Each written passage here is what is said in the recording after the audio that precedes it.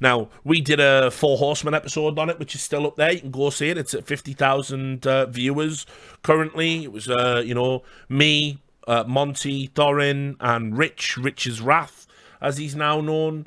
And, basically what that podcast was about was kind of the ongoing problems as it relates to League of Legends, and particularly LCS. LCS, the League of Legends Championship Series in North America, was the flagship league for Riot Games' popular esport. It had, loads of players. It had, that was super popular, had huge followings. It had the biggest brands that were there back in the glory days, TSM, CLG, Cloud9, Trifecta, and everything in between. It was the league Riot cared the most about, for obvious reasons. It was the one that was bringing the fans in. It was the ones that was promoting the game. It was the one that was becoming culturally relevant. And eventually they were able to expand out. But, ultimately, they always had that preference for LCS. Well, recent decisions around LCS have been staggering, baffling. And as fans have gone away from the league, rather than them make changes to try and seduce the fans back, my read on it is they are going to try and essentially market the league to other fans that wouldn't ordinarily watch the league, to prop up the numbers of the people who watch the league at the expense of domestic American fans. We talked about that a lot. And listen, I know from just even my own cursory casual viewing, LEC is a better product. It a higher level of game. I think a better broadcast as it stands right now, as we're going to get to. But, the bottom line is LCS has been in trouble for a long, long time, and Riot are now making decisions not to improve, but to mitigate. It's like they're not putting a tourniquet on. They're not stopping the bleeding. Looks like they just want to bleed slower. But then you see decisions like this, and this is staggering to me. You remember when I did my esports awards review, I was talking about Dash and what a great host he was, and how I think he's been there for a long, long time, and he's really developed and honed his skills. And, you can see people, if you watch a lot of broadcasts like I do, you can see when people get appreciably better at their job and they're learning new skills, and you can see when they're in the zone and they have this like gravitas about what they do, and they like command the screen, command the broadcast, hit all their timings when they're doing the transitions, don't trip over their words on a monologue, and they just got this fucking flow of what they do. That is when you are seeing people at the top of their game. And League of Legends has been a fantastic breeding ground for just some incredible esports talent. I have no doubt, by the way, that the Riot Games broadcast and production crew definitely features some unbelievably talented guys. Because, spoiler, I worked with a guy called Ben, who came over from Riot Games when we were at E-League. We brought in an additional, I can't remember what his official role was, I want to say, because he did a bit of everything. He was like a producer, he was in the director's room working with our director as well, but he was really good at doing show rundown. And anyway, he was so... I was really standoffish at first, because I thought, oh, here we go. Riot Games cultist coming into E-League, going to have a massive chip on his fucking shoulder about me. Here we go. It's going to destroy all the chemistry. I think it was might have been after Alchemist left, who I always had a really good relationship with, And so anyway... fortunately, he just had none of that shit about him. He weren't a cultist. He was super good, and everything he said made sense. He definitely was instrumental in the same way that, an Alchemist was, or, there was a guy called Daly there as well. He was a super good director. All of the feedback I got from all of the crew, they all made me a better host. Like working at E-League I had rough edges, and guys like Ben helped, me smooth them down. So I got no doubt, by the way, that like they have good people over at Riot in terms of the broadcast. They put out a consistently brilliant broadcast in multiple regions, and I've done for years, and it's probably now, without things like E-League, probably the benchmark of esports broadcasts. But anyway, a large part of that is always going to be your talent, and Dash is he's the guy. He's like the front and center talent. So when I saw this, and this came obviously, like it was 3rd of January. So we were only just got into New Year, And we've just ended the year with here's the state of League of Legends and LCS, and I've done a stream about it and all this stuff. And here he is, like, doing an announcement that was just, like, unthinkable to me. He said, "Hey all, after nearly a decade of being the face that welcomes you to the LCS, it is with a swirl of emotion that I announce I will not be returning to the LCS in the same capacity this year. I know there will immediately be many questions around why this is, but in short, the new direction of the LCS doesn't have a need for a consistent host." What? What do you mean? Like, holy shit. I cannot explain to you how much better a broadcast is with either having a consistent host or like two hosts that alternate in and out. You know, because when you sit down to watch a broadcast, whether you know it or not, you're getting attached to these people. A large part of why you tune in isn't just the games, if you fully care about the broadcast. I mean, some people just want to watch the games. They'd watch them in a client if they could. I get that. That's equally valid, right? But for people who want to watch the broadcast, seeing the same faces week in, week out, seeing the chemistry, building that familiarity, building that rapport, it sounds a bit parasocial, but it's like, we've all got our favourite content creators who do videos or streams on the reg, and when we tune in to watch, we want to see them, and we want to see the other people who are in their orbit, and, all the regulars, If I watch a Red Letter Media video, I want Mike there. Right? And if I don't get Mike, I definitely want Rich and Jay there. And if I don't get them, if all three aren't there, it's not a Red Letter Media video. You know what I mean? It's like, I love all the other guys, got time for Josh. He's a film nerd like me. I dig it. Miss Jack, wish he was doing it more. He's doing stuff with the Escapists these days.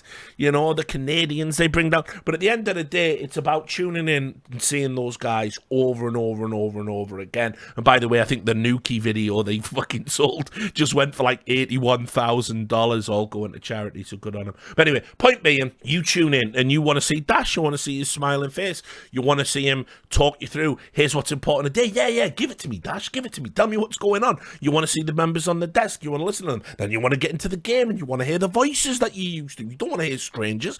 You're building up a rapport with these people, and the best in the business, they open themselves up to that, and they know what to do and know what to say and know how to make you feel welcome.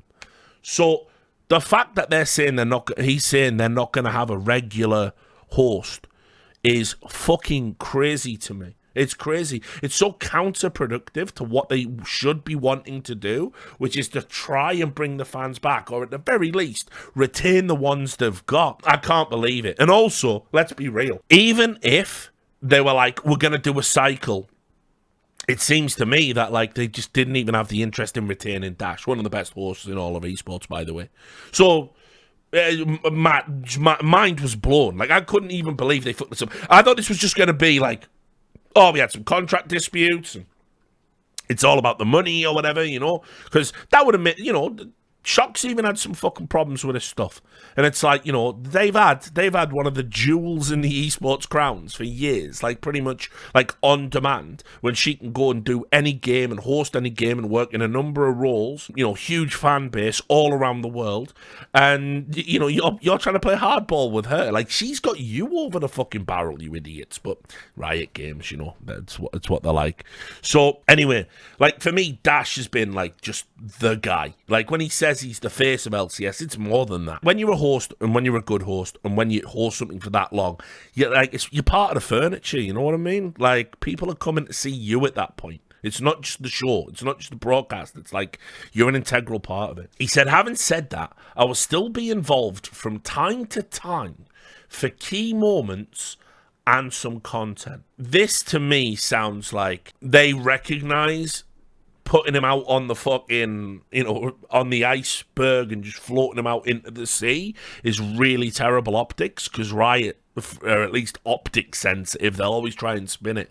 But key time to time in key moments means they're reserving, this is how I read it, right? And I've got no insight into this, and I could be wrong, but this is how I read it. It means they reserve the right to bring him back if they feel it's necessary. Key moments and content sounds like he'll do like the odd video for their YouTube channel or something. Or, they throw him in if they do a live event. They bring him out in the crowd. Oh, Dash is here, something like that. It doesn't sound like it's a consistent level of work that's going to fund him. And it's also a weird position, by the way, because he can't give too much away because his other natural opportunity is going to be over in Valorant. And, guess who runs that game too? It's great when the big guys run all the shows. Anyway, my team is in active discussions with Riot to figure out more ways we can work together in 2023, as I want to be involved with the LCS as much as I possibly can. In much of the same way, I found myself serendipitously a part of the LCS. I'm now moving on to the next chapter of my career. For the first time in 10 years, I'm available to branch out and work on new things, and I'll be discussing what that could be, as well as answering any questions you may have on my stream today. There's his Twitch. I'm exceedingly grateful to Riot for taking a chance on a relative nobody 10 years ago and giving me the time, support, and opportunity to grow me into the host that I am today. Thanks for the love and support this far. Can't wait for what's next. Stay healthy, stay safe, and be good to each other. And so, listen, classy statement, right? But obviously can't give him both barrels unless he's willing to totally burn the bridge. None of that really screams sounding good to me. And also, just the key component there, thanks for taking a chance on a relative nobody. It's wild, isn't it? They get you when you're new and fresh and give you an opportunity, which, by the way, also totally behooves them because there's a huge power differential and they get to underpay you. You become one of the best in the business and you're like, do I get mine now? Nah, you don't, actually. How dare you? We made you. That's how this entertainment industry works, by the way. That's not even just esports. That's like fucking Hollywood shit. You know what I mean? I got you when you were a young star and gave you your first film. Yeah, now I'm the shit, so give me my fucking paper. That's how it works. But, of course, you're never going to get your paper. So, the other component of this, though, was, shortly after that came out, there was a report over in the .esports, right? And I don't know the journalist very well, I will say. It's a guy called Mateusz Maiter. So apologies to him. I can't vouch. I don't know how reliable this guy is or how well sourced he is. I'm sure, as I said, .esports have always had very high editorial standards since branching away from the Daily Dot. But anyway, he did this report here. Riot didn't try to negotiate with Dash at all before cutting his role, is the headline.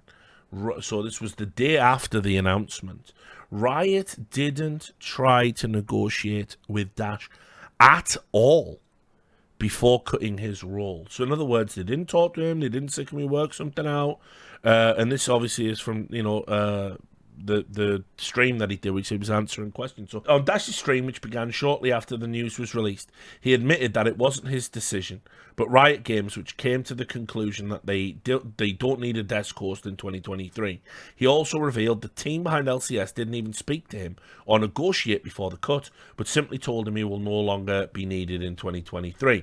And this is the direct quote from Dash. The saddening part in all of it was I wasn't spoken to prior to the news. After spending a decade giving it 100% of myself or something, that I didn't feel that kind of respect given back towards me in that moment. Just having a conversation about, hey, we want to make some changes. Can we arrive at that decision that, with you? During the stream, Dash also shed some light on why LCS won't be needing a desk host, and it's due to the new format and shifting game day from weekends to Thursday and Friday at midday. So, in other words, they're going to massively strip down what the broadcast looks like and put it on in dog shit hours for American fans. I want everybody to go back. Remember the article I wrote when it was Sean Gares and DDK getting fucked over in Valorant about how Riot don't think you matter. You can be the biggest talent. You can be the best talent. You can be the face of their league. You can give them 10 years of your blood, sweat, and tears. You can turn down other opportunities. Show some loyalty. But it will never be enough for Riot Games. Never. It will never be enough. Not even your soul is enough for Riot Games. And so this is the problem. You're expecting some basic cursory respect. Riot didn't have a conversation with him. You know why? because there's nothing he could have said that would change their mind. So they deemed it unnecessary. They deemed the courtesy to be a waste of time to someone who gave them 10 years of their life. That's it. It doesn't matter how big you are, or who you are, how good you are, how popular you are. In Riot's world, talent does not matter. You are not in the equation when they make decisions about what they're going to do with their esports products. In fact, sometimes being the best, being good, knowing your value, it works against you. I wrote it. It was all there in black and white. People were, again, it's Richard Lewis. You can't trust anything he says about Riot Games, except I've been right every fucking time. Been right every time. Never been wrong. No Riot Games. Inside and out. Just ridiculous. And so, yeah, it is crazy. He also said on his stream he will shift towards other esports only if esports will have me, though. And I'm sure they would. I mean, you know, listen, when you're a host, at least you have the luxury of being able to play the newcomer, and it's not a big deal. If you're on a desk with analysts, as long as you don't try and blag it and make it sound like you know what the fuck you're talking about when you don't, a good host can go almost anywhere with, you know, basic research and ease into it and let the broadcast be the story. Let you learning the scene and learning the game be part of the journey, you know? I did it with Rocket League, I did it with Dota. I'm sure Dash could do it with any game. I mean, some would say I did it with Counter-Strike. But, you know, the bottom line is, like, I'm sure a host of Dash's caliber could go and fucking do it in any esport. And, you know, I actually, and I've said this, I think there's definitely room in a number of esports for some better hosts, actually. I think we've got, like, a pretty good crop, but I don't think we have an abundance. I think we have an abundance of, like, really good casters right now in almost every game. I think we've got, like, an abundance of, like, really good fucking, like, there's so many, like, good analysts right now as well. It's just analysts are criminally underutilized. Again, I'm talking about all esports in their totality. You know, you could probably add one or two more hosts to the mix. And so I'm sure Dash is going to have opportunities. But, man, just makes me fucking sad to see yet another, you know, world-class talent getting chewed up and spat out by the fucking Riot Games machine, and also still being in the position where you have to say, I'd love to come back, I'm going to come back and do the occasional bits with you, the bridge isn't burnt. It's like, oh, guys, for fuck's sake. So, I mean, also what it means as well, just in a bigger context, I mean, you heard it there from the man himself, right? Like, they don't want to host, that it's based on how they're going to structure the show. So in other words, I mean, how I envision it now, when they say there's not a desk host, that means there might not even be a desk. It might just literally be like one person, like almost the interviewer, doing the introduction. You straight into games, straight into casters, very little shoulder content. I mean, that's how you would save money, right? Don't bother with a desk. And for the in-between bits, maybe just interviews and very bare bones broadcast.